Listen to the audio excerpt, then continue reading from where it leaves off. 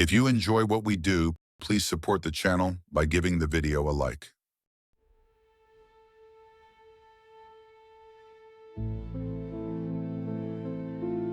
I'm a hazmat cleaner in a very specific niche. Basically, I clean hoarder houses as well as family homes after traumatic deaths. It's a necessary job. First, imagine the worst thing that could possibly happen to you, like being a parent whose teenager just shot herself, or the survivor of a murder-suicide. Then imagine going home after the reports are filed and the detectives are done and having to scrub your loved one's dried brains off the walls. That's where I come in. It's surprisingly easy to acclimate to corpses and gore. Depending on the situation, bloodstains can be hard to deal with, only because they're always in context. The spatter on the children's SpongeBob quilt, the smears across the cheerfully rustic kitchen, the violent spray over family portraits. The stark evidence of violence over the normal trappings of a family home can be disturbing. But even that gets easier over time. The hardest part is the smell, sweet and almost gooey, with undertones of vomit and fetid swamp, sweat and unwashed skin. The stench strengthens and weakens, seemingly on a whim. Sometimes I swear it moves, drifting across a room, or directly overhead, or lunging forward to swallow me. But the rest really doesn't bug me anymore. Even mattresses dripping with decomposition juice get unremarkable after a while. Now, a couple days ago, I was assigned to a suicide house. The victim was a middle-aged lady with hoarding issues. She lived alone. Her much older brother lived in a nursing home. She called him like clockwork once a week. Suddenly, she stopped calling. 4 weeks passed and he was frantic. He has dementia and other issues. His sister was his only family, the only one other than the parish priest who ever came to visit. So he felt her absence keenly. By the time his caretakers finally called in a welfare check, his sister had been dead for at least 3 weeks. It was pretty ghastly, as advanced decomposition tends to be. The one good thing I can say is, at least it's been a cold spring out here. Low temperatures alleviate the stench somewhat. The house is a neat, narrow little 2-story with a slightly overgrown yard and a tiny grove of apple trees out back. Nothing out of the ordinary. Inside was another story. It's hard to describe bad hoarder situations. Entire rooms are overwhelmed with literal mountains of trash, clothes and stuffed animals, books and papers, cheap gas station figurines, cat litter, dead animals, old electronics. The list is endless, and somehow it all looks the same. Just a morass of garbage and forgotten belongings steadily claiming the house from its human occupant. This lady was no different. Treacherous slopes made from old newspapers and books filled every corner. Christmas trees, stuffed animals, dishes, garbage, pillows, and so much more filled out the rest. Claustrophobic, filthy, and foul-smelling. As cleaners, we typically just throw everything away. The filth and biohazard issues make donation impossible. If we find something valuable, jewelry, antiques, and so on, we set it aside for the estate. For the most part, though, these belongings are worth less than the trash bags we put them in. Again, this lady was no different. It took 2 days to clear a path to the back of the house and 3 days to actually empty out the rooms. It took a full day to clear the stairs, which for some reason were literally coated with dried vegetation and what looked like a metric ton of table salt. According to real estate information, which we always dredge up before entering a home, the second level had 2 bedrooms and an office. This is where things suddenly got weird. The bedrooms were immaculately clean, which was impossible. The entire stairwell had been packed floor to ceiling with garbage. There was no way this lady would have been able to clean up here. Even if she'd been climbing through a window every day, the entire situation defied hoarder behavior. Ignoring a sudden case of the creeps, I inspected each bedroom. While thoroughly permeated with the stench of the lady's recently removed corpse, they were utterly spotless. The paint on the walls even glistened. The office was more like it, stuffed from floor to ceiling with dead plants, specimen cases, and paintings. About a dozen taxidermy animals sat in a neat row facing the wall. It wasn't as filthy as the downstairs by any means, but it was much more in line with my expectations. Due to the smell, most of the stuff, cool as it was, couldn't be salvaged. There's just no reliable way to get 3 weeks of steadily worsening corpse stench out of household belongings. Even so, I took a good look at most of it. I'm an amateur zoologist. Thought I was going to be Steve Irwin when I grew up. Majored in biology and everything. So this is where it all gets awfully strange. First, the specimen cases. These are the small glass displays, usually around 12 by 12, that people use to pin dead bugs and blossoms. You know, like butterflies and beetles. Now, these things were definitely bugs, but they weren't normal. For example, one was a coppery caterpillar with a flat, almost humanoid face, pinkish skin, wrinkles, eyelids sinking down into empty sockets and everything. Another was this arachnid thing with a bluish, crab-like body and a single desiccated eye peering up from the thorax. Yet another looked underdeveloped, almost fetal. It had wrinkled sage-colored flesh and long ears that reminded me of a basset hound. At this point, I was pretty sure I'd stumbled on some eccentric lady's collection of gag gifts. The taxidermy animals made the joke theory a lot harder to believe. The first one I saw was this tiny, slow-eyed thing with beautiful features corrupted by unnatural proportions. The second was basically a giant, lacquered anemone with what must have been 1,000 rot-rimmed holes boring through the tentacles.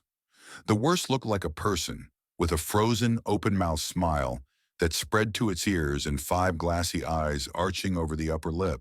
By this point, I felt paranoid, even frightened. This wasn't right. None of this was right.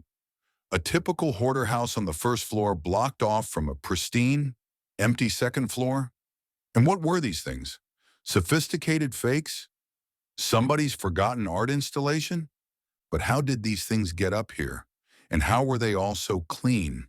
Because I was no longer sure if these items qualified as garbage, I carefully sorted and stacked everything.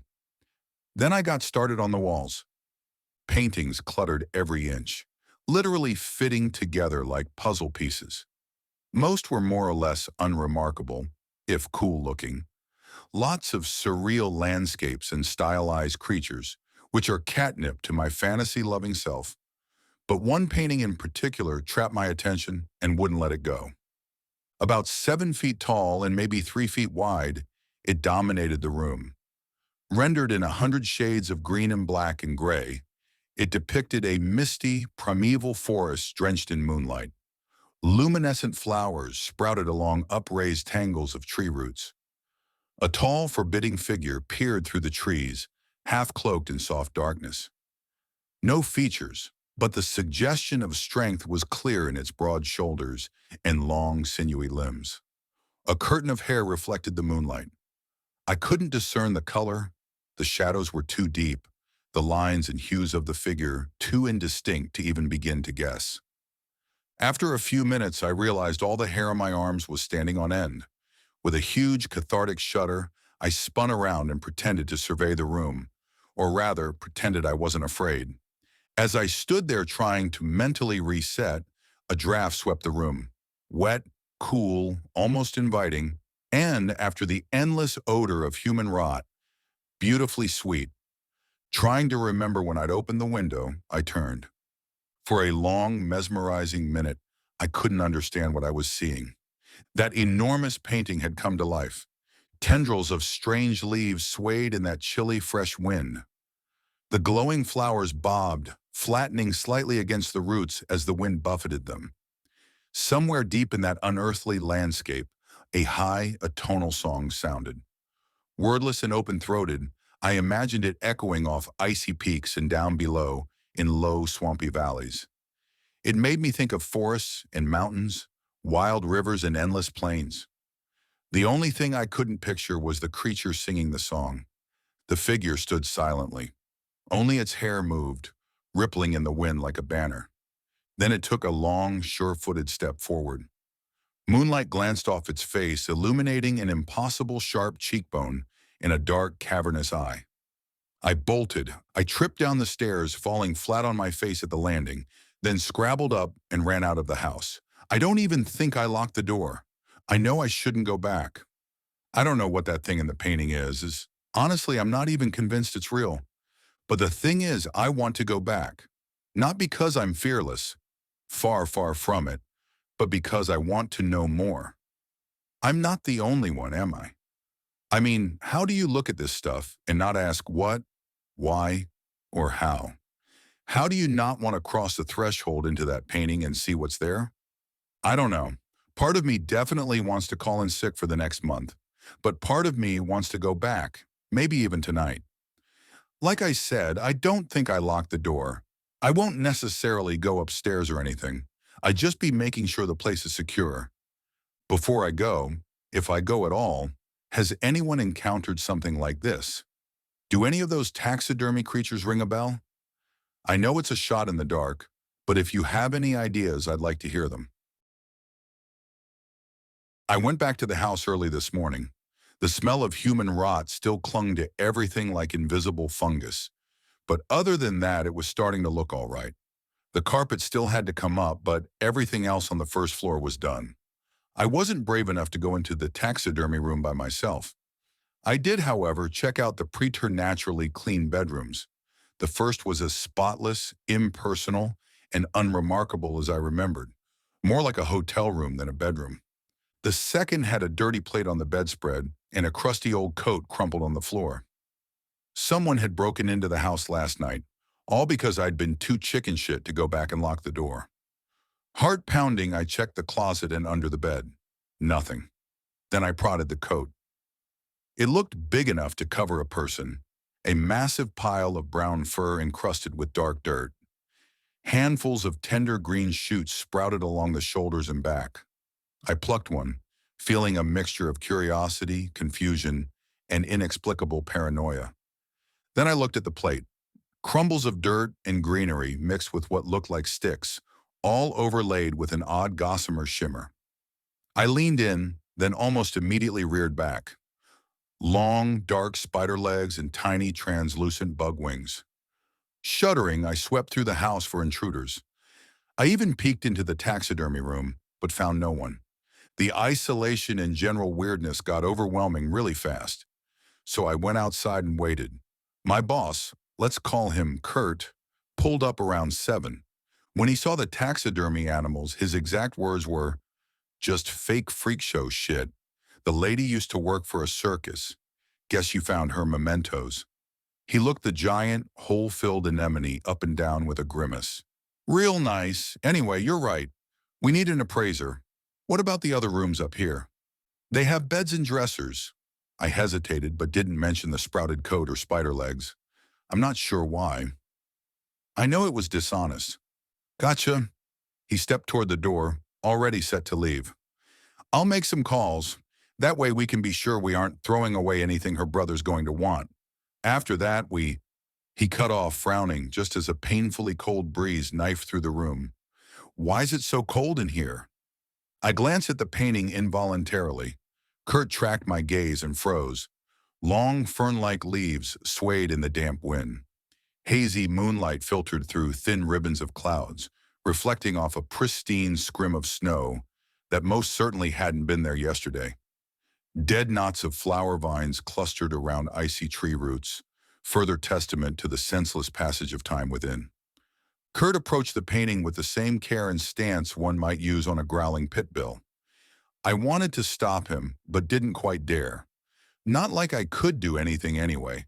I'm built like Frodo Baggins, and he's basically Geralt of Rivia, except clean.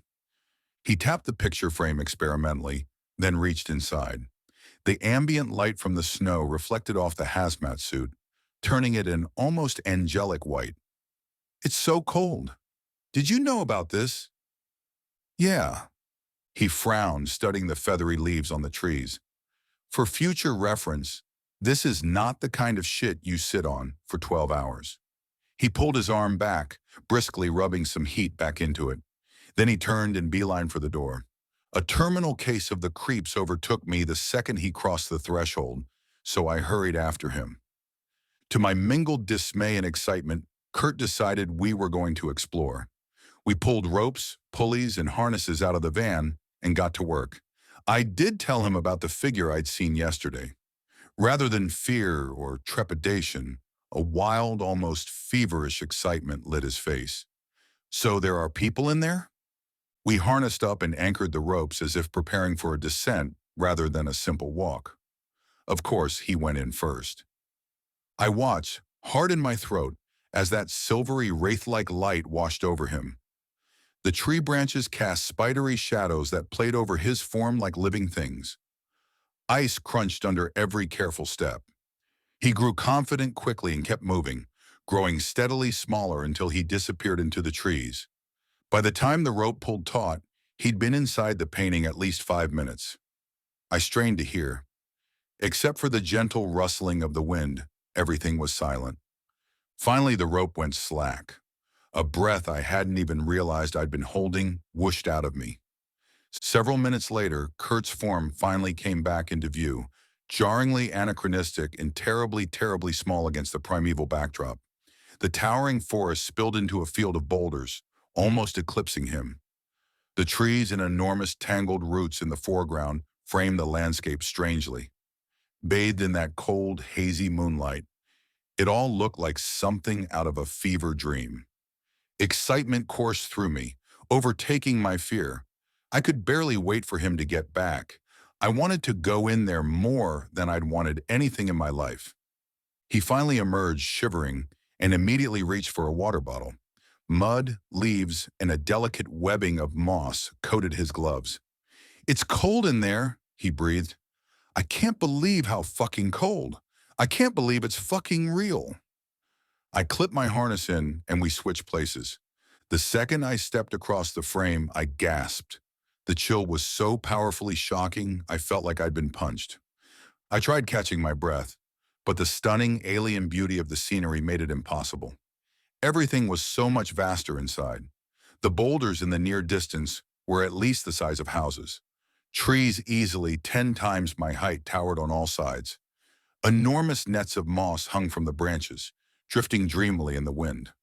The thought of entering that ancient forest made me shudder, so I veered to the right instead. The snowy landscape extended several hundred yards, terminating in what looked like a ridge. I walked briskly, trying to ignore a highly uncomfortable, unnerving sensation. It felt like my muscles weren't contracting correctly. It's hard to explain, but you know how whenever you breathe or take a step, everything contracts, then expands? It's like I was stuck in that expanded state, like my body couldn't tighten up again, leaving everything unnaturally loose. Winds strengthened dangerously as I tromped toward the ridge. The snow seemed old, possibly refrozen, crunchy, thin, and deceptively slippery. I moved carefully, steering clear of crystalline rocks and the occasional struggling sprig of greenery. I searched the sky for stars, but the dreamy haze created by the moon, reflecting off gauzy clouds, obliterated whatever constellations there might have been. Steadfastly ignoring the unsettlingly boneless quality of my movements, I made it to the ridge. Straight down a sheer, rocky slope glittering with ice and deep blue veins of crystal sat a dark valley. Nestled in the center were labyrinthine ruins dominated by a looming black pyramid. Arranged in weathered steps, it looked both inexpressibly ancient and eerily futuristic. The side facing me reflected the sky like a hallucinatory collection of enormous silver mirrors. The rest of it was indistinct shadow. It looked alive somehow, like sentient darkness masking itself in a facade of light. At the very top of the pyramid stood a tall, thin figure, face turned to the sky. Long hair whipped wildly in the wind, bright and filmy as the clouds overhead. A heavy gust of wind shrieked past, buffeting me dangerously close to the edge. I turned sharply and hunched down, hurrying back to the house. Temperatures dropped as the winds grew, and soon enough I was shaking. Ice and moon and bright snow mingled together, creating a glistening, dreamy atmosphere. Tree branches groaned as the wind tore their delicate nets of moss away. Somewhere in the distance, opposite the pyramid, that strange atonal song echoed. My bones and muscles felt looser than ever. The vibrations from that voice coursed painfully through my body, and for a few delirious moments, I was afraid the frequency would rupture my insides. Finally, the warm, mundane glow of the taxidermy room appeared among the trees. I caught a glimpse of Kurt's face peering around the edge, and I rushed inside. After the bitter chill of the painting, the room felt dangerously, oppressively hot. "What did you see?" Kurt asked. I described the pyramid as best I could, as well as the slender, long-haired giant gazing at the clouds. "What about the thing making that sound?" The song continued to echo in the distance, brimming with emotion I felt too insignificant to comprehend. "Did you see it?" "No." Kurt started pacing, all the while staring nervously at the painting all the while. "Have you put all these things on the manifest?" "Yeah." "Redo it. Take it all off." "Kurt, what? What's your solution? You really want to put all this shit up for auction?" "Don't know about you, but I don't want to end up shot by the fucking men in black." He paused and took a deep, shaky breath. "Tell you what, I'll take care of the manifest. That way nothing's on you. All you have to do is keep your mouth shut.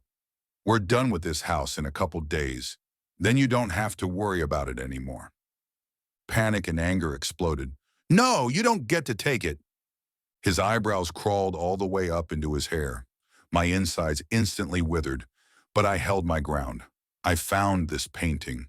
I could have stolen the damn thing, and he wouldn't have been any the wiser. He didn't get to steal it from me. Kurt's expression smoothed, and to my surprise, I saw a hint of relief. "Not like I want to do it alone, kiddo." "You looked scared there for a minute. Thought you didn't want anything to do with it. That's all." "Well, I do." "Good." He peeled his gloves off and absently scratched his palms. "We'll leave it here till we clear out on Thursday. Give ourselves some time to figure out what to do with it. Sound good?" "Yeah," I answered, because there was nothing else to say. We spent the rest of the day pulling up the carpets downstairs. He wasn't scheduled to help me today, but he understandably wants the house clear as soon as possible. I'm not complaining. At this point, it looks like I'll be getting paid to explore an alien world. Kurt cut the day short after developing a pretty ugly allergic reaction to the filth under the carpet. Even with the hazmat suit, he ended up with huge hives spreading from his fingers all the way to his elbows. I wanted to stay and finish it, but he didn't want me alone with that painting. That's fair enough, I think. On the way out, I asked to spread fresh salt along the stairs and sheepishly told him why. He made fun of me for believing superstitious bullshit, but let me do it. Honestly, I'm glad Kurt knows, and I'm relieved he's taking the lead. Having someone else in charge makes this less frightening and more exhilarating. I'm scared, don't get me wrong, but for the first time in my life, I can't wait to see what happens tomorrow. Last night I had strange nightmares. Elegant men with decayed faces and beautiful women in jewel-encrusted bull headdresses, towering horned shadows and spidery monstrosities with wet, rotten flesh swinging from their bones. By 4 a.m., I was trapped in that dreamy, high-alert state of paranoia peculiar to exhaustion. Sleep wasn't a possibility, and it's not like I was eager to welcome more nightmares anyway. So I got ready for work, suited up, and drove to the suicide house just as the sun rose.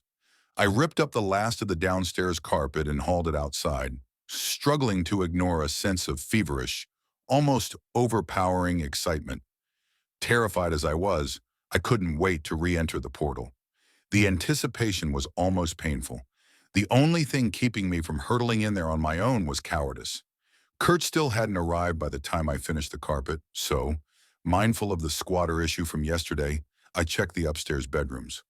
One was normal, as expected. Heart lurching, I tentatively opened the second room and froze. Tangles of vines draped the walls and clotted the bed. A cool, earthy scent permeated the air, reminding me of wet woods after a winter rainstorm. Morning light filtered through the leaf-covered window, infusing the room with an eerie green radiance. In the corners and under the bed, clusters of half-open blossoms glowed faintly in the dim. I stepped inside, jumping when something crunched underfoot. A vine had snapped. I kneeled down to have a look. The dark stem burst with leaves, furled blossoms, and long, wicked thorns. Silvery drops of resin seeped from the broken stalk. Carefully avoiding the thorns lest I tear my suit, I strode to the window. Greenery coated everything, masking all but the faintest hints of furniture. Unbidden, I thought of where the wild things are. That brought to mind the furry, sprout-covered coat I'd seen yesterday. I found it by the bed, covered in a mound of greenery. I gingerly tore vines away, grimacing as clumps of filth-caked fur came up too. Pretty soon the coat was in tatters. The vines had wormed through and separated it to the point of ruin. And before long, I found myself holding patches of fur and tanned, brittle hide. I pulled up the last few pieces, working it free of the stems and thorns. When something shifted, it rolled under the vines, rustling the leaves and flowers as it went. I reached for it. I was so short my fingertips barely grazed the hard, rounded surface. With a careful, calculated strain, I hooked it with my thumb and pulled it out for inspection. It was a skull, brown and uncomfortably soft, with a massive snout and no eye sockets. Disgust and panic subsumed me. Before I could think, I tossed it into the corner and stood. It took all my willpower to leave the room slowly. The only thing keeping me in check was the certainty that the thorns would shred my suit if I wasn't careful. Fighting off a shudder, I finally exited, decided to check the taxidermy room. I pushed the door open, half expecting a pile of thorny plants to tumble out. The window here faced away from the sun, leaving everything shrouded in shadow. Even in the darkness, something felt terribly wrong. I studied the room for several tense moments before it hit me. The taxidermy animals. Yesterday and the day before, they'd been neatly arranged against the north side of the room. Now they stood around the portal, facing the door. The five-eyed humanoid with the wide mouth took pride of place, positioned directly before the painting. The long-haired figure had returned to the frame. It rested on its haunches, poised like a sprinter about to take off. I slammed the door and ran downstairs, struggling not to hyperventilate. Salt crunched unpleasantly under my feet. The way the house trapped the thick, syrupy morning light reminded me of my nightmares, all shades of orange and gold and red. I ran outside. The door clattered loudly behind me. Across the street, a blonde neighbor lady stopped and stared. I avoided eye contact and pretended to busy myself with the equipment in the van. My hands shook as I struggled to calm myself. It was 7:30. Kurt would be here any minute. He'd sort shit out one way or the other. Just a few more minutes and... "Excuse me?" I whirled around. The neighbor woman reared back nervously. "I'm sorry to bother you. I just got back into town." Her gaze drifted curiously over my shoulder, then snapped back to me when she noticed me watching. I was wondering, with the suit and whatnot, is everything okay? I shrugged and gave the party line. "I'm with a cleaning company, ma'am. I don't know anything about the situation." "Oh." Her tone turned mildly aggressive. "It's just that I spoke with my neighbor about a week ago. I just thought he would have mentioned a cleaning company." She looked my hazmat suit up and down with a tight, meaningful smile. "Especially a serious one like yours." A week. Kurt said the occupant had been dead for almost a month before anyone found her. But this lady had spoken to her a week ago? And what was this about a male neighbor? "Ma'am, I'm sorry. I'm just an employee. I can show you my credentials, give you my boss's number, but..." She backed off immediately. No, it's fine. No worries. Just a little concerned. We're tight-knit here." I waited until she crossed the street, then called Kurt. He didn't answer. Maybe he was driving. And he only lived 15, maybe 20 minutes away. He'd arrive any second. Half an hour passed before I gave up and went to his house. When I got there, both his vehicles were in the driveway. He didn't answer the door, so I tried the knob. Locked, of course. "Kurt!" Fighting a surge of panic, I felt around for a spare key. I found one tucked into a crack in the door frame. It took a minute to pry out, but it fit the lock just fine. "Kurt, it's just me. He sat naked and cross-legged in the living room floor, right in the middle of the light streaming through the window. He looked up at me. Sunlight threw his features into sharp relief and turned the beads of sweat on his face to diamonds. "Stay there," he whispered, "and shut up." I looked him over, horror building in my chest. My gorge rose. Holes. a hideous, trypophobic nightmare spreading from his biceps to fingertips. Hundreds of them, small and dark and round like termite burrows, all rimmed in red, welted flesh. "They don't like the sun," he whispered. "I think it kills them." My stomach heaved. "Kill what?" "Have a look." Bruisey bags puffed out under his eyes, making him look 20 years older and terribly sick. "Keep your suit on." I knelt beside him and forced myself to look. Sunlight bounced off the bottom of the holes, revealing soft, glistening white flesh. At first I thought they were deep boils. Then I noticed they were quivering. Finally I saw the eyes, tiny and fish-like, flitting wildly to and fro. I emitted a low whine that made me want to shoot myself. "Don't." His voice broke. "Look, some are already dead." He rolled one of his wrists, and sure enough, a few of the holes had bubbled over with jelly. Two of those goldfish eyes were suspended in the murk, glinting like tiny coins. I tried to call 911, but Kurt threatened to attack and infect me.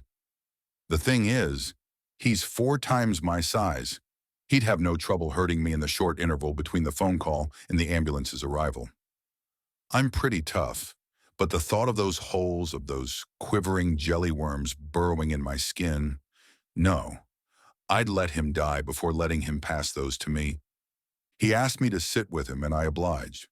Every once in a while, I'd hear a small pop. Then he'd gasp as a geyser of translucent ichor bubbled out of the holes. After a while, that viscous gel covered his arms, shining with an iridescence that made my stomach churn. Eyes swam in the gunk, slowly dripping onto the carpet. "You caught them inside the painting?" I finally asked. He released a shaky breath. "In those woods, there was something, like a weird giant skeleton.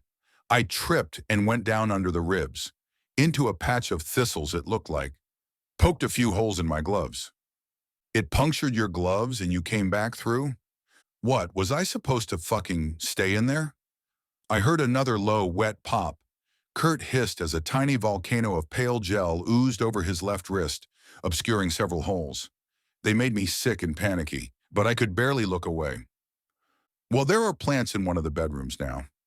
I explained everything as quickly as I could, from the flower vines and soft eyeless skull to the ominous rearrangement of the taxidermy animals. He tried to interrupt, but I kept going. "What do you know about the lady who lived there?" "Nothing," he answered calmly, but for just an instant his face flickered. "Really? Because a lady from across the street came over and told me her neighbor's very much alive." I stood up. He followed suit, grimacing only slightly. "Where are you going?" "To the office." My throat was painfully dry. "I'm going to find her brother's information." Without thinking, I bolted for the door. He caught me easily, hand tight as a vice around my elbow. Jelly and glittering eyes smeared my suit. "You're not going to tell anyone anything." "Then tell me what's going on." "Okay." He dragged me back to the living room and threw me on the sofa. "That house is mine." 1,000 horrifying conclusions ran through my head. But the lady who lived there was my wife. So this is more or less what he said. Kurt's wife Evie has been missing a lot longer than 4 weeks. Their relationship was fraught, and they'd separated, though not divorced, 6 years ago. He checked in periodically, always hoping for the possibility of reconciliation. But that never happened. He last spoke to her was over a year ago. She'd sounded terrified. Kurt didn't think much of it, as Evie was prone to hysteria and not mentally or emotionally well. After that, she stopped taking his calls. About 4 months ago, she knocked on his front door, but it couldn't have been her. Evie was 56 years old. The girl on the porch would have been a dead ringer, except she was 30 years too young. She was giggly and excited and uttered endless strings of gibberish. When he freaked out, she shoved him into a wall with enough force to knock him out. When he came to, she was gone. And as he shortly found out, so was Evie's house. Now a house was always on the property, but it was never the right house. Every day, Kurt saw a different structure and different occupant. He saw everything from tacky Tudor-style condos to low-slung sprawlers to wood cottages, and once, a turreted blue monstrosity. But finally, just a couple of weeks ago, the house reverted to the neat little two-story he'd bought for her after their separation. He broke in and immediately reared back, gagging from the overpowering stench. He found her sprawled on the living room, liquefying corpse slowly bonding into the carpet. When he checked the house afterward, even going so far as to use a ladder to peer into the upstairs windows, he found nothing strange. Certainly no taxidermy monstrosities or trans-dimensional portals. The house hasn't changed since, but the weird specimens and awful painting appeared recently. He's afraid this means the house is about to disappear again. Fine. Just fucking dandy. Why the goddamned hell did you involve me? I snarled. I couldn't go in there after seeing her like that, he answered quietly. I sensed deception here. Maybe an omission, maybe an outright lie. I couldn't tell and didn't have the presence of mind to pin him down on it. Instead, I angrily blurted, "Why did you tell me she worked for the circus?" She did. The house is the circus. So, I don't know if you know this, but circus has a definition other than the clowns and elephants variety. A circus is a sort of open public space where several avenues converge. Circuses had been the crux of his last phone conversation with Evie. She sobbed that she was tired of the circus, that the circus wanted too much, that she no longer knew what to do with the circus. So what's the goal here? I made my voice deliberately callous. You own the house. Why don't you just burn it all down? Because, he cut off, hissing. A series of unwholesome pops filled the room. Fluid erupted from a dozen holes in his arms. He grimaced. Because that girl, whatever she was, wasn't my wife. She was too young. I think Evie might be alive. In the painting. Through the portal, he corrected. He spread his arms. A rain of jelly pattered to the floor. I didn't want to involve you, but I can't do this alone. Sure you can, I thought bitterly. But I didn't say it, because you know what? I can't get the idea of the circus out of my head. An untold number of avenues from different dimensions and realities, converging on a single, unremarkable spot in the West Coast's grossest mid-sized city. In that bitterly cold, beautiful world full of luminescent moonflowers and trees draped in breathtakingly intricate nets of moss. And the labyrinth, of course, that dark labyrinth with a black pyramid at its center. I will never have a chance like this again. Never in my life. Okay, I said. What do you want me to do? Lay in the yard for a while, in the sun, just in case these things are on your suit. Then go home. I'll call you when the infestation's dead. I did as he said, lingering in his yard till sunset. I checked on him one more time, still stretched on his living room carpet, squeezing fluid from those sickening holes, and went home. I've been waiting for him to call ever since. I hope his infestation's done. I know I have a lot of other things to worry about, but I can't stop thinking about those holes in Kurt's skin. It's great that sunlight kills them, but I'm scared of what will happen in the dark. By midnight, I still hadn't heard from Kurt, which was surprising. He'd been doing extremely well for a man whose arms looked like fleshy honeycombs, and I expected him to check in periodically, if only to let me know he was still alive. It occurred to me that I was expecting too much. Under the circumstances, it's been easy to forget that I'm his employee, not his friend or anything else. My impatience probably seems ridiculous, but the drive to learn, know, understand, and seek is all-consuming. The prospect of exploring a new world is overwhelming. I want an adventure so much. It's what I've wanted my entire life. Then there's Kurt. He's a good guy and I care about him probably more than I should. I want to help him. And feelings aside, I have no way to explore this new world if Kurt dies. So around 11:30 on Tuesday night, I decided to go check on him.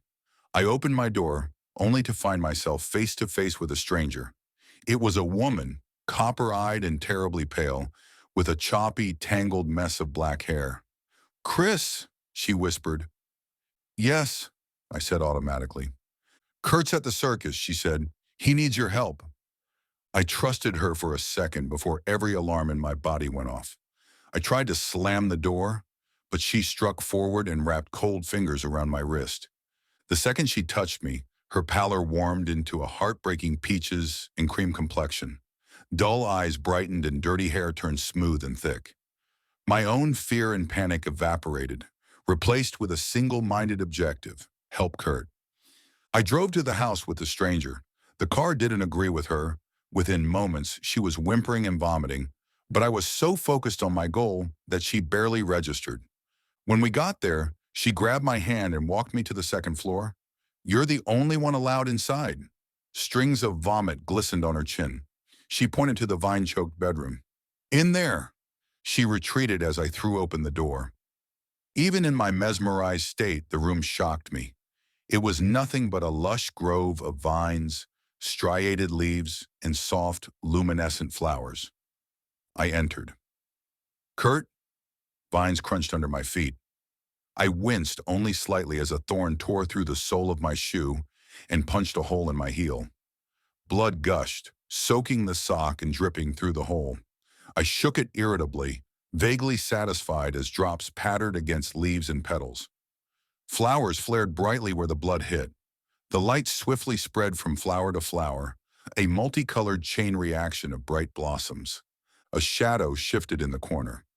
Relief flooded me and I ran over. "Kurt, are you okay?" The figure reared up. Glowing flowers illuminated an eyeless head that might have been bovine were it not for the teeth. I thought of the coat, that strange fur coat full of dirt and sprouts. Not a coat, a skin, but it had been dead. I'd seen and touched its skull. I'd pulled its hide to pieces. How was it alive? The creature lurched forward. Woody vines snapped under massive paws. Long, lupine teeth reflected the eerie light of the flowers. I turned and ran, slamming the door just as the creature pounced. It hit the door with a bone-shaking crack. I darted toward the stairs, stopping when I saw the girl. No longer whole and healthy, not even human. Leathery skin cascaded from her limbs, lumping and folding over itself. Her head was wide and flat, with 3 enormous eyes and a suppurating snub nose. I spun around and ran to the other bedroom. It was locked. To my shock, voices and music issued from behind it. I pounded on the door, screaming, but no one responded. If anything, the music, soft, playful piping, got louder. The eyeless monster tore a hole in the other door and started to squeeze through. Once again, I lunged for the stairwell, but the girl warped, growing into a multi-limbed monstrosity. I screamed and dashed to the taxidermy room, locking the door behind me. The muffled sounds of music and laughter permeated the room, punctuated by the frantic snarling of the eyeless monster. The taxidermy animals had changed position yet again, flanking the painting like an honor guard. Somehow the painting's perspective had changed. Instead of that stunning sylvan landscape of trees and glowing flower vines, it displayed a breathtaking vista of the Labyrinth Valley. The pyramid loomed to the left, cube steps flashing silver in the moonlight.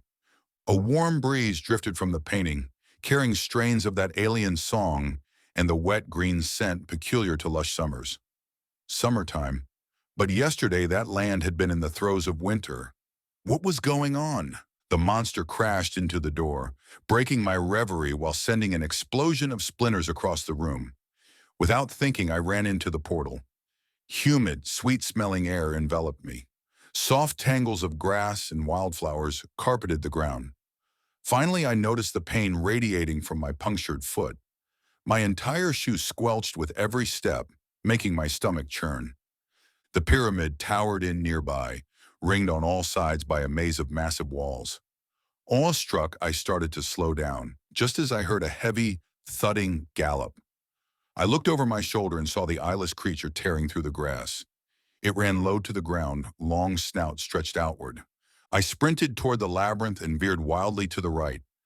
An unbroken expanse of wall curved as far as I could see. Even through my fear, I marveled at it. The walls were smooth and richly dark. Carvings covered every surface, a mixture of unrecognizable characters and hieroglyphs. Finally, I saw a light ahead, soft and soothing green. It reflected off the walls like a beacon. Grimly ignoring the galloping monstrosity behind me, I put on a final burst of speed and ran to the entrance. The eyeless thing caught me just as I crossed the threshold, batting me down. I squirmed away, heedless of the sharp undergrowth prickling my skin. It caught me easily and swiped. Burning pain subsumed my wrist, followed by a cascade of slick, wet heat. Light erupted all around me, the flowers again, blazing to life all around me. I cradled my injured wrist, shivering as blood streamed over my fingers. The monster thrust its snout against my throat. For a terrible instant, its teeth pressed into the soft skin. Then it pulled back, leaving a cluster of fur and sprouts in the hollow of my throat. I crawled to my knees, sobbing, and scuttled away. The pale light illuminated it fully. A broad, bony crest lay atop its long snout, creating a sharp angle that somehow looked inorganic. Thin, brittle skin stretched painfully over its skull, splitting apart in several places to reveal the bone beneath. It didn't have enough flesh to cover its teeth or gums, resulting in a perpetual snarl. Its head was enormous, far too large for its low, muscular body. It tried to raise its head, but couldn't. The snout lifted several inches before plummeting back into the earth. The monstrosity retreated suddenly, disappearing into the tall grass as a shadow swept across me. I turned around, already knowing what I would see. Sleek, long hair shone like glass.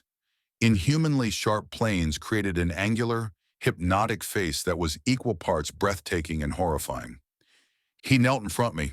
I kicked away, feet tangling in the long grass, but grabbed my hands and pulled me close. His skin glimmered strangely, moon-white and iridescent, comprised of a delicate overlapping pattern that reminded me of scales. He inspected my wound, iron grip pressing down to the bone. Then he pressed my wrist to his forehead, smearing my blood all over his face. Somewhere in the labyrinth, a throaty, atonal song began to echo. Finally, he brought the gash to his mouth and sucked. Agony immediately exploded. I thought of poison, of venom, acid eating me down to the bone. This was it. This was fucking it. I dying outside an alien pyramid in a shitty painting, while a half-starved reptilian dissolved me with his tongue. I whited out. Sometime later, I woke propped against the labyrinth. I shot up and scanned my surroundings. Nothing. No lights, no monsters. Just brambly flower fields and the endless curve of the wall.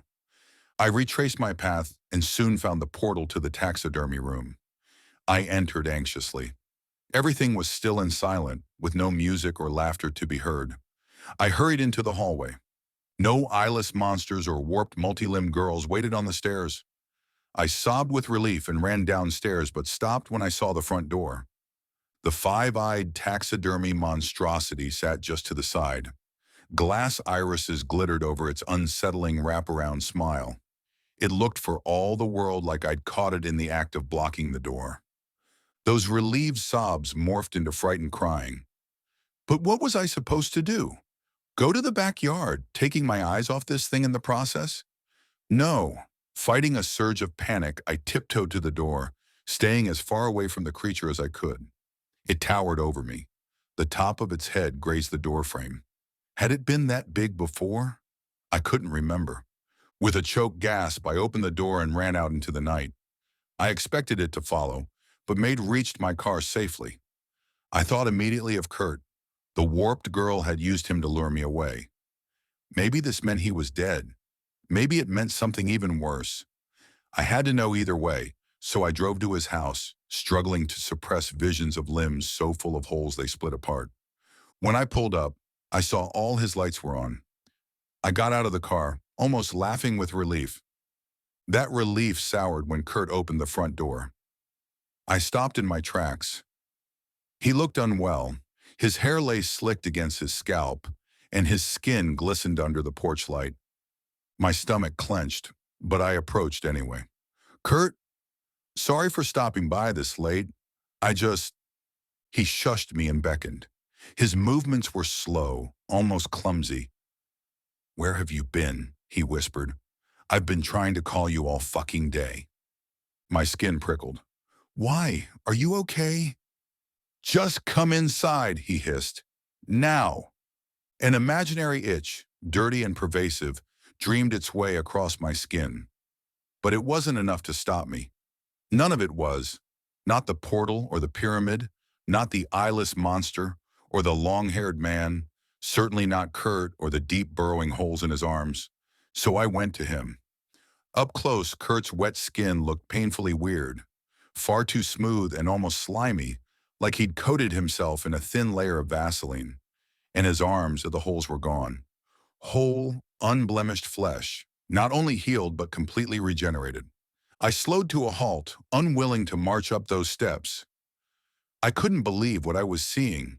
Instead of the usual brown, his eyes looked coppery and somehow multifaceted. They weren't Kurt's eyes. With horror, I realized they weren't even human eyes. 100 tiny, shimmering discs composed each iris, the eyes of the parasites that had burrowed into his skin. Parasite Kurt smiled. "Are you scared?" My knees felt watery and terribly weak. My car was close, but would I be able to outrun him? Would I be able to run at all? Kurt's shoulders heaved and he started to chuckle. Then a voice, his voice, came both from inside the house and from the body in front of me. "I'm scared too, but holy shit, come have a look." Kurt, pale, sick, exhausted Kurt, appeared behind his shiny doppelganger. They laughed in tandem, then waved me inside. Shiny Kurt's movements were clumsier and lagged slightly, but there was no doubt about it. They were moving together. I tried to run, but my knees gave out and I fell instead. Shiny Kurt helped me up, in the process leaving a glistening handprint of film on my arm. "Come inside," he repeated. One Kurt is scary enough. With two, I had no chance of getting away, so I followed his parasite doppelganger into the house. "What is this?" I asked. Kurt grinned. With a surge of nausea, I noticed that his arms remained pocked with dark, inflamed holes. The sunlight didn't kill them. It made them grow.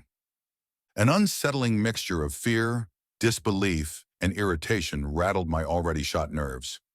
"Your parasites grew a new you, and you're happy?" "I can control him." Kurt threw his arms into the air. A fraction of a second later, Shiny Kurt followed suit. "I can speak through him. I can see through his eyes." He ran his hands through his hair, laughing triumphantly as his doppelganger did the same. "He's me! Another part of me!" "Okay, Kurt, this isn't... What if there are more inside you?" "There aren't any more." His certainty gave me a chill. For the first time since this started, I wanted no part of it. "They're all him now." Somehow I talked both Kurts into sleeping. It's been several hours now. I'm worried about Kurt. The holes in his arms look infected. Even worse, I lost a lot of time. I last spoke to Kurt Tuesday afternoon. It's now Thursday evening. An entire day passed while I was in that portal. That doesn't make sense at all. According to the way the seasons change in the painting, time passes more quickly there than it does here. As for the injury inflicted by the eyeless thing, it looks all right. The edges are too pale, with an iridescent sheen I can't think about for too long. I can't think about Kurt either, really. I've tried to sleep a few times, but whenever I drift off, I hear the faint sound of that piping combined with the atonal singing I heard in the labyrinth. Every time I wake up, I have to fight the urge to return to the house, to that portal.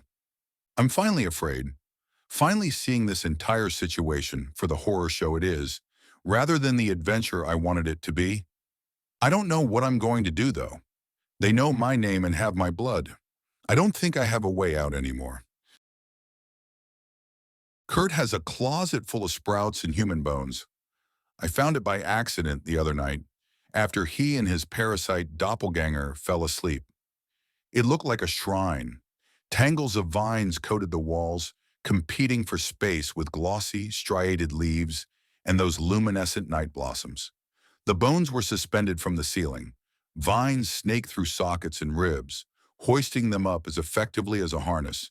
Sprouts cover everything like confetti. Unlike the flowers, they're dead, whole but dry, fragile and crumbling from root to crown. I reached out to touch them.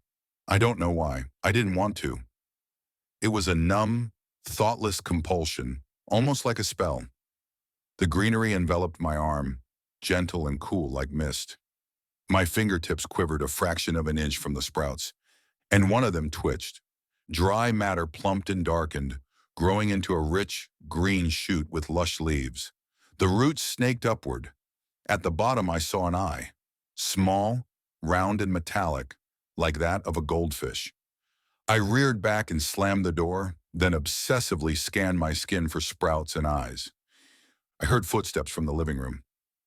"What are you doing?" Kurt's shadow preceded him, stretching over the wall. "What's in there?" I screamed. "Evie!"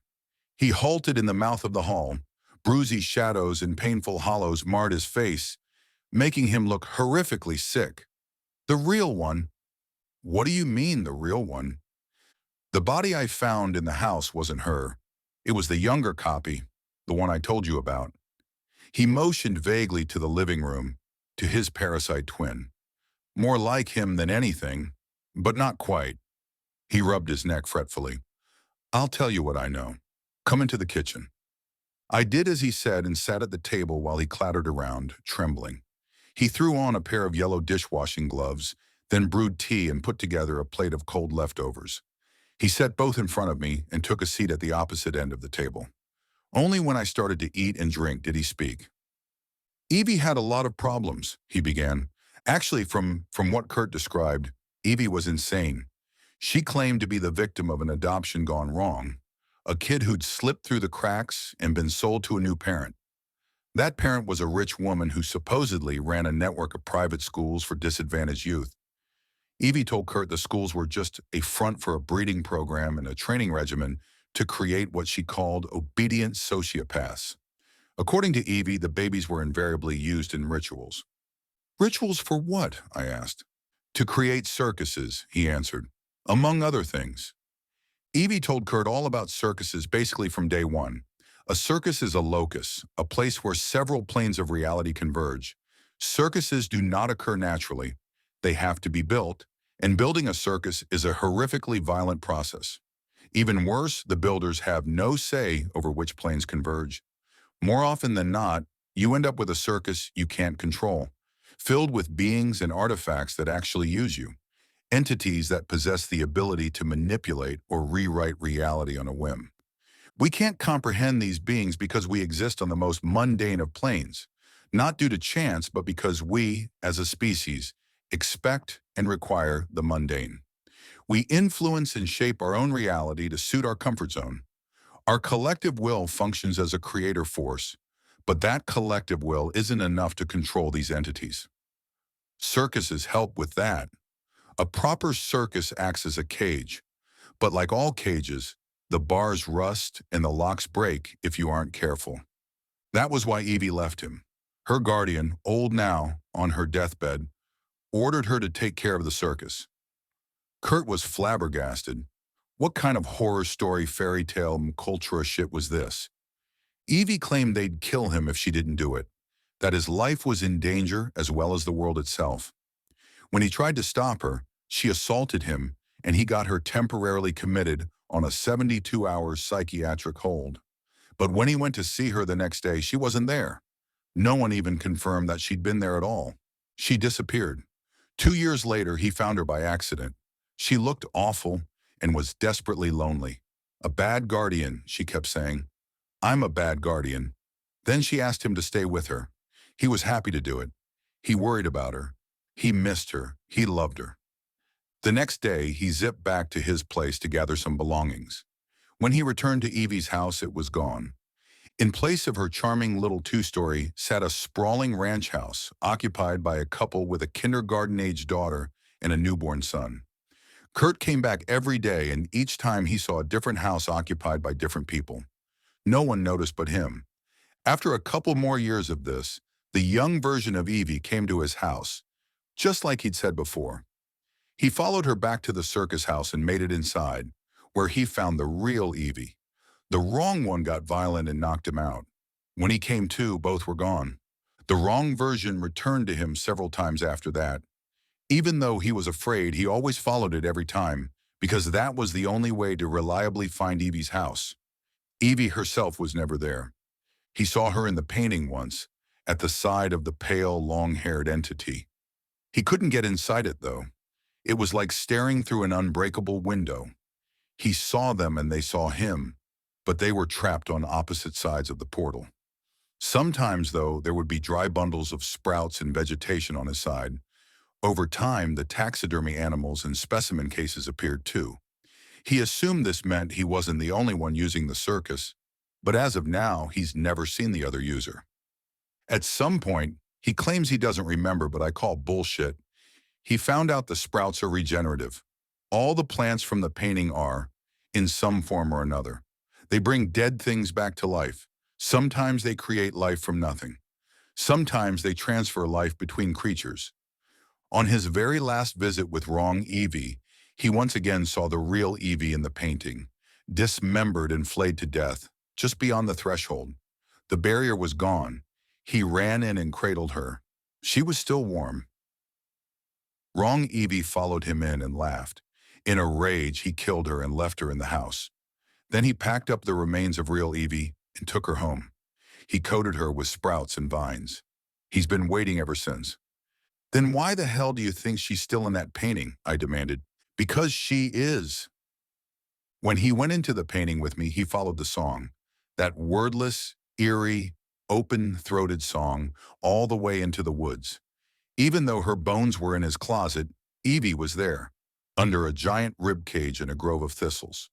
He couldn't touch her, though she could touch him. In fact, she gave him the parasites. To show him what must be done, she said. She told him the secret of the god in the pyramid, that no dead thing resurrected unless it willed resurrection. It didn't want to resurrect her. It wanted to keep her. The only way to trick it is with the help of its guard, the pale, long-haired man with scales. He alone can override the will of the god, but he needs a worthy bribe. That bribe is freedom. Why didn't you ever bring the painting here? Because if it isn't at the circus, the thing in the pyramid escapes. I stared down into my cup, trying to hide my anger from him. Tendrils of steam curled upward, warm and strangely soothing.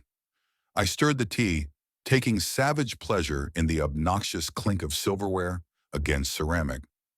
Crumbled leaves surfaced and spun in a vortex. Why me?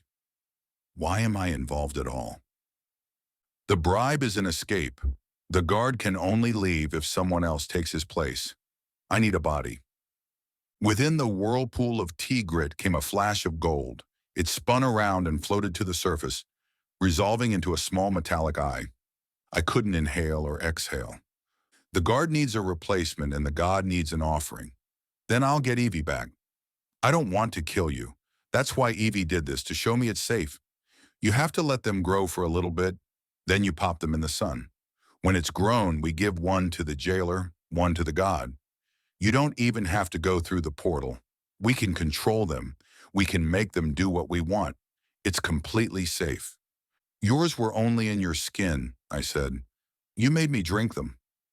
He stared at me with a sort of pained, guilty shock. The room was silent and deafening at once, and the air felt heavy. Terribly, terribly heavy. I bolted. He caught me before I reached the living room and lifted me off the ground. I flailed and kicked, driving him into the wall. His grip loosened and I squirmed away, only to slam into his parasite double.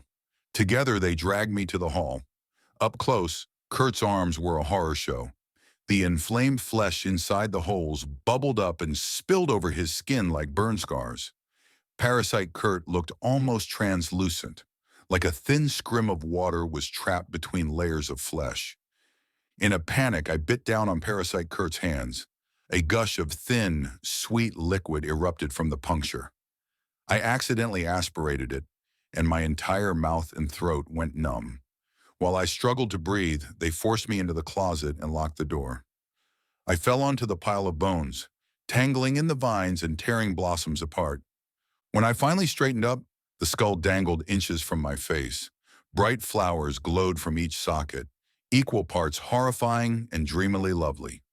All around me, the dead sprouts came to life, golden eyes opening along the roots one by one.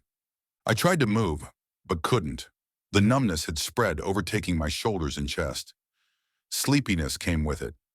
The thing I saw were the eyes, 100, then 1,000, sparkling like miniature searchlights in the dim glow of the flowers.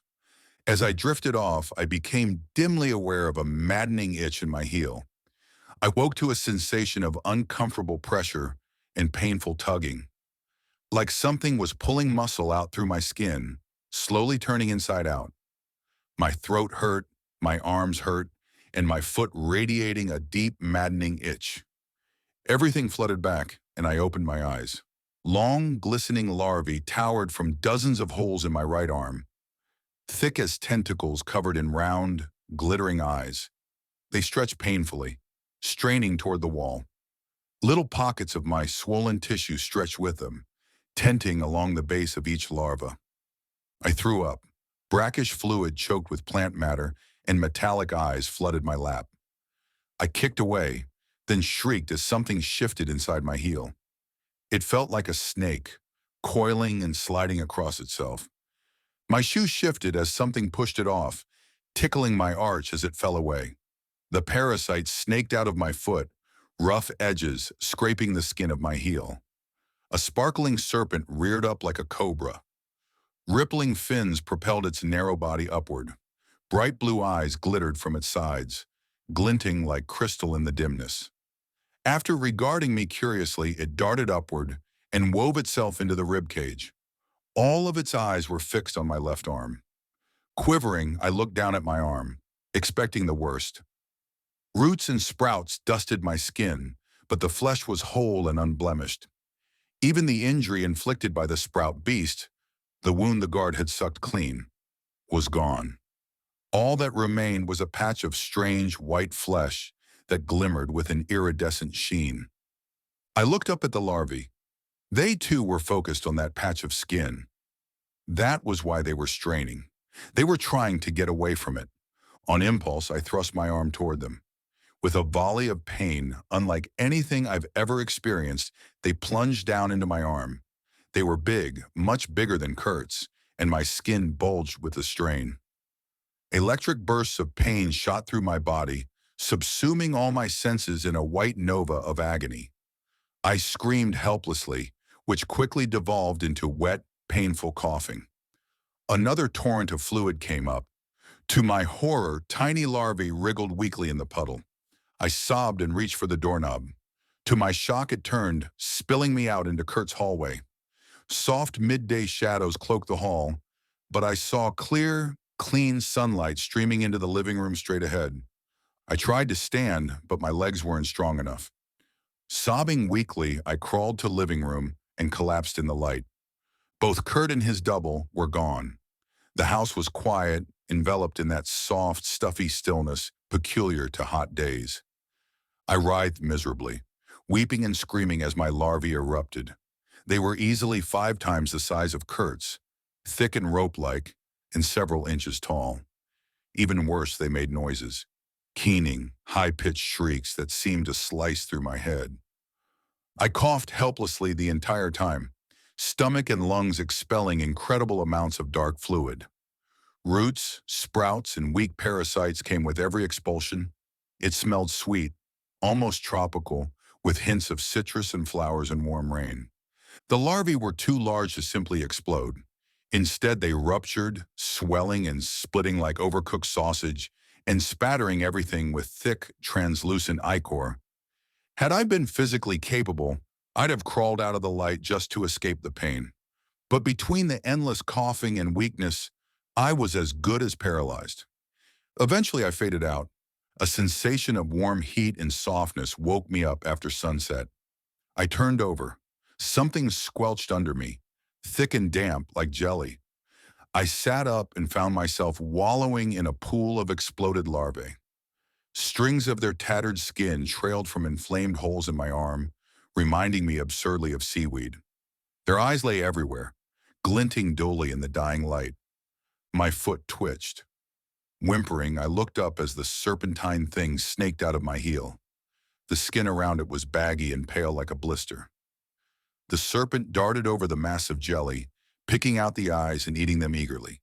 Stomach lurching, I glanced at the holes in my arms. Pus rimmed the edges. paleness contrasting with the furious, swollen red.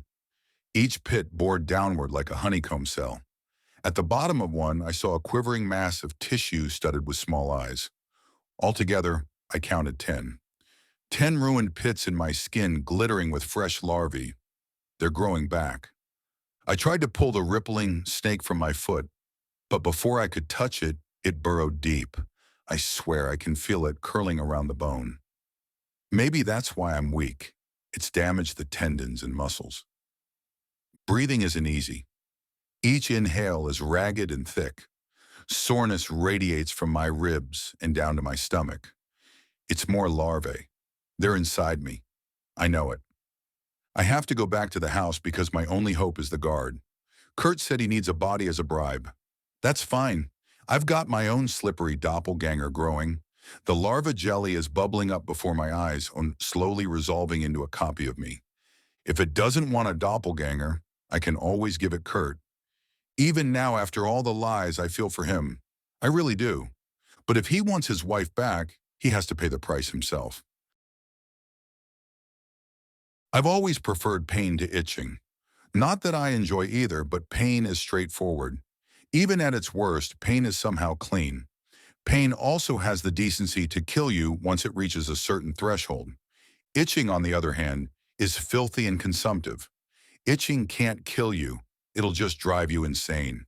In fact, if you could transform the essence of madness into sensation, that sensation would be itching.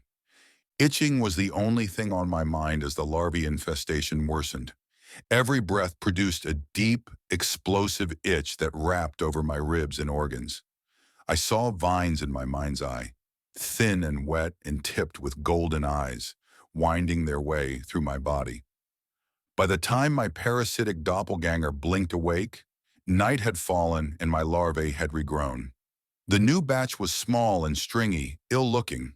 They peeked out anxiously from the holes in my skin, quivering. My doppelganger was easy to control. Actually, there was nothing to it. When I moved, it moved. I was glad for this, because I didn't have any energy left for conscious control. With a great deal of effort, I dressed it, and together we hobbled out to my car. There was a moment of confusion when it tried to climb into the driver's seat with me. I repositioned it in the passenger seat, struggling as it mirrored my movements. The larvae surfaced to watch, straining the tender flesh at the bottom of the holes. The drive to the suicide house, to the circus, was a hallucinatory nightmare. Things crept around inside me, prodding and squeezing tissues. The winged snake in my heel thrashed angrily, nipping my skin as it attempted to chew through my shoe. Worst of all, I couldn't stop coughing. Every fit inevitably ended in a torrent of vomit choked with leaves and tiny golden eyes. My doppelganger gagged with me, identical except for its eyes, flat and golden, comprised of 100 parasite irises. After what felt like eternity, I reached the circus and led my doppelganger inside. The living room had transformed into a grove. Vines and glowing flowers covered every surface. In the corner, dimly illuminated by the blossoms, sat the enormous anemone. Tentacles drifted dreamily, seemingly oblivious to the holes scoring its flesh. The five-eyed monstrosity lay before it, half buried in vines. I shuddered and hobbled upstairs. My doppelganger followed hesitantly. Through my haze, I heard voices, men's laughter and a woman's playfully sarcastic bite, all underscored by a tonal piping. One of the bedrooms was closed off. A bar of golden light flickered along the bottom of the door. The door to the other room was torn to pieces, drooping on a single hinge. My larvae peeked out and pulled toward the open room. A mindless and blissfully calm compulsion overtook me. I followed their lead and ducked inside. A blanket of dead vines, curled leaves, and dry blossoms covered everything except a twisted figure on the bed. The larvae strained forward, eyes glittering in the moonlight. It was the warped girl, unnaturally stretched across a blood-soaked quilt. Strangely, slates lay atop each of her hands. They were piled with hairy spider legs and bloated tentacles, garnished with sprouts and dead flowers. Horrific details resolved as I came close. From throat to thigh, she was a bloody ruin. Glistening guts cascaded from her butchered abdomen. Buried in the morass was a multi-limbed fetus with several eyes. Translucent hands clutched the gory remnant of a twin. The spell suddenly broke. The larvae retracted, causing a nauseous explosion of itching that radiated to my shoulder. I turned retching and found myself face to face with the five-eyed taxidermy monster. It loped past me and lunged, plunging long, thick fingers into my parasite doppelganger's throat. Thick ichor spurted like blood from an artery, and it collapsed. The serpent in my heel quivered. My knees gave out. I slid helplessly to the floor. The five-eyed monstrosity approached and knelt before me. To my shock, it spoke. In all their forms, the parasites overtake and ruin your mind. Its voice was low and liquid, almost childishly high. Lips rolled above its vast mouth the way grass ripple in the wind. Ruined minds make our doors. It touched my intact arm, the one the long-haired guardian had sucked clean. The unusually pale skin glimmered faintly. But he closed the one in you. It wrapped cold, puffy fingers circled my head. The touch was sharp and oddly refreshing. My mind suddenly felt clear. The larvae in my arm shuddered, producing a thrumming tickle that made me moan. The caretaker will clean you again. Find him. You just want me to trade places with it. Painful hysteria built in my chest. Something like pity crossed its face. The caretaker captures and releases charges at will. You were released once. You will be released again, though the vines will otherwise. Its eyes skated over my honeycombed arm. Your friend, the madman, wants you to take the caretaker's place so that you will release his wife. He will confront you. He surrendered to the vines. You may not recognize him. It looked meaningfully at the warped woman. She did not. Hysteria and horror continued to build, twining together like the vines. Go, it said, or I will make a door from you. I tore into the hall, past the room where men laughed and pipes echoed, into the taxidermy room. The specimen cases were broken and empty. No taxidermy creatures remained, and the paintings showed only empty backdrops. Forests and beaches, rocky canyons and golden fields, luxurious bedchambers and blood-stained dungeons. In the center hung the familiar moonlit landscape. I ran through, gasping as deep cold settled over me like a blanket. That familiar, wordless song, beautiful yet so very close to screaming, echoed over the plains. I veered toward the slope. The pyramid came into view, a cubist masterpiece of blinding silver and unfathomable darkness. Low veils of clouds clung to the top like a gathering storm. Itching ran along my bones as larvae shifted. I hurtled toward the labyrinth, dodging thorny vines and treacherous burrows half hidden in the brittle grass. My intact arm glimmered strangely on my periphery, milky and too smooth. It frightened me in a way even the larvae could not. I sped up, grimly ignoring the serpent writhing in my foot. Pale light guided me to the labyrinth's entrance. As I approached, I heard a low, resounding thrum. The ground vibrated, and a chorus of horns echoed through the night. To my shock, glittering beetles erupted near my feet and flooded across the grass. Other creatures followed, antlered hogs and primordial cats, giant toads, tiny foxes with billowing clusters of tails, and more. So much more, all running away from the pyramid. I reached the entrance just as a pack of long, low wolves with tusks and bulbous eyes bolted past. 6 winding paths flanked a marble promenade that led directly to the pyramid. Horns and wordless wailing echoed off the black walls. The larvae in my arm peeked out of their burrows. I fought the urge to rip them out. The pain I knew would make me black out, and march forward. More paths spun off the promenade, narrow and impenetrably dark. I hurried past, refusing to look lest I find something staring back at me. A tall, perfectly rectangular opening loomed ahead. Glimmering steps led to the entrance. I slowed to a halt at the base of the stairs. For a paralyzing moment, I thought about turning back. This was, I thought, the very last thing I wanted to do. At that moment, the serpent in my heel convulsed, sending bright, electric pain coursing through my leg. It was an apt, perfectly timed reminder that actually dying of an alien parasite infestation was the last thing I wanted to do. So I went inside. Soft, smoky incense enveloped me, along with an almost debilitating heat. Vines and flowers crawled up the walls alongside veins of polished ore. Blossom and mineral glowed dimly, illuminating a septet of enormous images on the antechamber wall.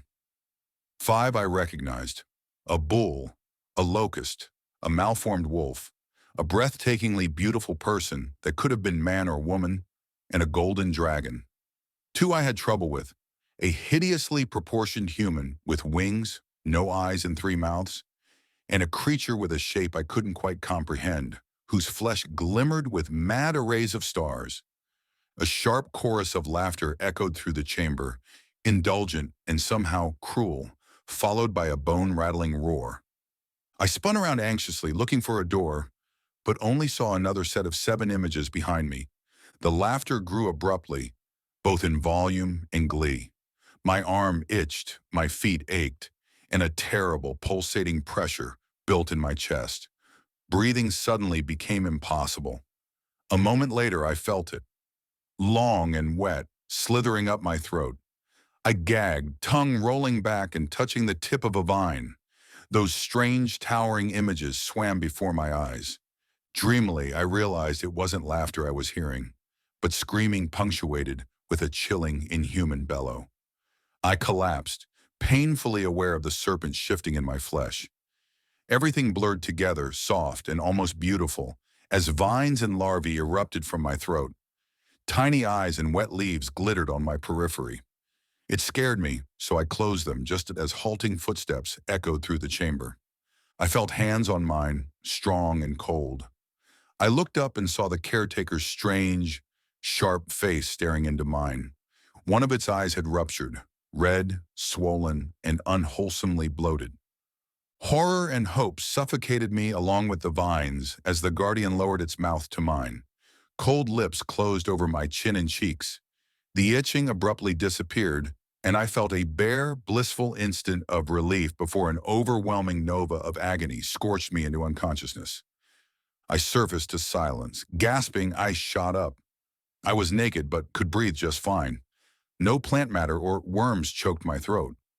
I immediately looked at my arm, pale, plump flesh peppered with half-healed holes. I touched one experimentally. No itching, no larvae, just a dull, unremarkable ache. My heel was strangely horrifying, deflated and colorless, like an enormous drained blister. The sunken hole reminded me of rotting pumpkins, but at least it was empty. No serpent, no larvae, no vines. I climbed to my haunches. My hand fell into a soft pile of vegetation, and I almost screamed. It was the caretaker, shriveled and glimmering like moonlight, covered in tall, luminescent flowers that looked like lupines.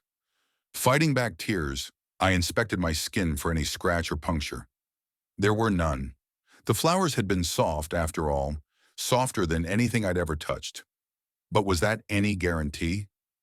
Just as I'd begun to calm down, a low, wet rumble rumbled through the antechamber. I jumped up and saw the door where there hadn't been one before. Under the feet of the bull, low and glowing with rich golden light, a hideous, incomprehensible shadow filled that beautiful doorway and lumbered into the antechamber. 7 enormous, sinewy limbs exploded from a twisted torso. 4 were vaguely human. 3 were thick vines studded with glittering eyes. Sprouts and humming tangles of bright-eyed larvae laced every inch of its raw flesh. A human head crowned the monstrosity, warped and lumpy with clusters of subcutaneous vines. A feathery anemone extended from its mouth, straining the skin to such a degree that the flesh had split up to the eyes and ears. Blood sheeted past its cheekbones, choked with vines and squirming with small worms. Dangling from a broken jaw was half an eerie, translucent fetus. The twin, I realized, to the one at the suicide house. The anemone snaked forward and spun open, bearing a tangled spiral of teeth that made me think of sharks. In the center of that spiral, set into the throat like a gem, lay a massive cluster of golden eyes. The anemone shifted sharply, straining upward to offer full sight of the human head from which it sprouted. Kurt. Kurt's head, Kurt's body, Kurt's mind, warped and erupted and overtaken by the vines. His right eye found the dead caretaker buried in his cairn of flowers, then spun toward me, radiating madness and triumph. And I knew somehow what he was thinking. He'd won. I was the new guardian, and I would now release his wife. Sadness and profound rage swept through me just as the caretaker shifted under his glowing lupins. A deafening roar shook the pyramid. The anemone stood at attention, and Kurt looked back at the small door, panic flickering across his ruined face. Then he lunged at me. The caretaker exploded from his funeral grove in a tornado of stems and glittering petals, launching himself at Kurt. He reached into that nightmare gullet, ignoring the spiraled teeth, and plucked out the golden cluster of eyes. That roar sounded again. Dust rained from the ceiling. Leaves and flower vines rattled as if in a wind. The guardian ignored it and continued his methodical dismemberment of Kurt. A chorus of shrill screaming issued from Kurt as larvae squirmed and shot out of his flesh, swaying several feet in the air before diving down at the guardian. Glistening bodies swarmed over the guardian's snowy arms. I turned and ran, hurtling down the promenade, oblivious to the numbing cold. I don't know how I made it back to the suicide house, but I did. I stumbled past empty paintings and taxidermy monsters who now breathed, past the warped woman's corpse and the laughing men.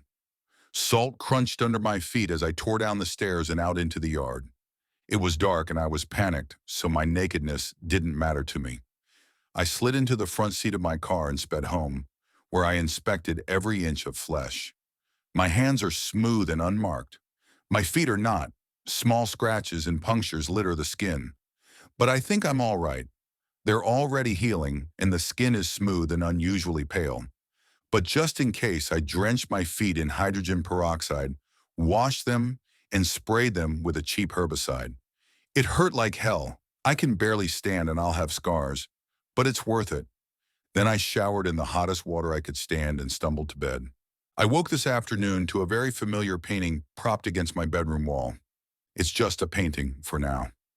Rich oils and silvered tones depict the scene as I first saw it. A crisp spring night with a tall and human figure framed by luminescent flowers and strange trees. I left it there and went to the suicide house. Instead of Evie's two-story house, I saw a neat little bungalow with a breathtaking rose garden. I drove by 3 times before going back home. I haven't done anything with the painting, but I need to, soon. I had a really good look at it just now, and there's a problem. In the distance behind the caretaker is another figure, malformed and multi-limbed, coated in vague suggestions of vines and worms. I don't know what happens to doorways when you burn them, but I'm about to find out.